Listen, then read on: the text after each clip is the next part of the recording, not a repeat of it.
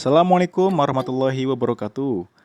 Pada kesempatan kali ini, saya akan mengenalkan salah satu permainan tradisional yang sudah familiar di masyarakat Indonesia, yaitu permainan congklak atau dakon. Nah, congklak atau dakon ini merupakan permainan tradisional anak-anak yang populer di daerah Jawa, terutama di daerah Jawa Barat. Nah, congklak dimainkan oleh segala umur, baik laki-laki maupun perempuan. Menurut Age Racing World Counts, dalam head dakon spell atau permainan dakon, dakon biasa dimainkan oleh anak-anak perempuan dari kalangan bangsawan. Selanjutnya ada cara bermain permainan tradisional congklak, yaitu dipermainkan oleh dua orang.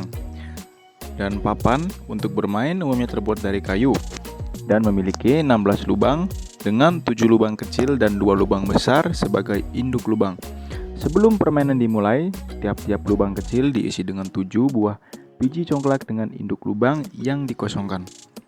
Permainan dimulai ketika salah satu pemain mengambil biji congklak yang terdapat pada salah satu dari 7 lubang di bagiannya. Kemudian ia harus membagikannya ke setiap lubang. Tidak lupa, pemain harus mengisi induk lubang yang dimilikinya.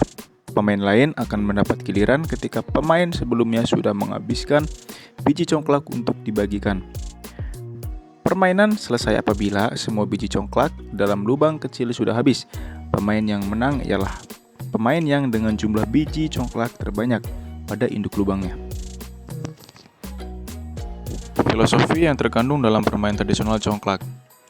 Pada papan congklak terdapat 7 lubang kecil yang berhadap-hadapan dan masing-masing berisi 7 biji congklak. Angka 7 di sini dapat diartikan jumlah hari dalam satu minggu. Begitu juga dengan jumlah biji congklak yang kita isikan pada masing-masing lubang tersebut berjumlah 7 biji. Artinya, tiap orang mempunyai waktu yang sama, yaitu seminggu dalam 7 hari. Kemudian, ketika biji congklak diambil dari satu lubang, ia mengisi lubang yang lainnya, termasuk lubang pada lumbung atau lubang induk.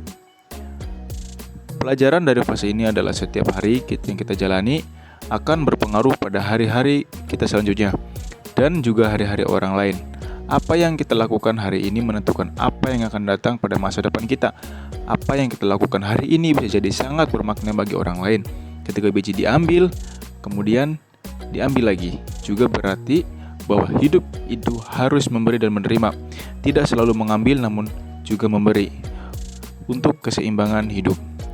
Biji diambil satu persatu, tidak dapat diambil sekaligus. Maksudnya, kita harus jujur untuk mengisi lubang pada papan congklak kita. Kita harus jujur dalam mengisi hidup kita satu persatu, sedikit demi sedikit, asalkan jujur dan baik. Itu lebih baik daripada banyak namun tidak jujur. Selanjutnya ada nilai-nilai yang terkandung dalam permainan tradisional congklak. Yang pertama itu ada nilai kejujuran. Karena ketika kita bermain congklak, ketika pemain menyimpan batu ke dalam lubang yang berisi batu, orang lain atau lawan main tidak melihat jumlah batu yang digenggam, tidak melihat apakah benar-benar dijatuhkan ke dalam lubang yang berisi batu atau pura-pura saja. Hal ini mencegah perilaku curang, mencuri, ataupun korupsi. Selanjutnya, yaitu nilai yang terkandung adalah mengajarkan pada anak bagaimana taat dan patuh akan aturan permainan yang dijalankan. Tidak ada yang membantah dan aturan ini disepakati bersama, serta membiasakan sabar menunggu giliran. Selain itu, melatih berhitung juga, belajar menabung di lumbung atau gunung ataupun induk lubang, dan belajar berusaha semaksimal mungkin. Sekian yang saya dapat sampaikan dari perkenalan permainan tradisional congklak. Kurang lebihnya mohon maaf. Billahi taufiq wal hidayah. Wassalamualaikum warahmatullahi wabarakatuh.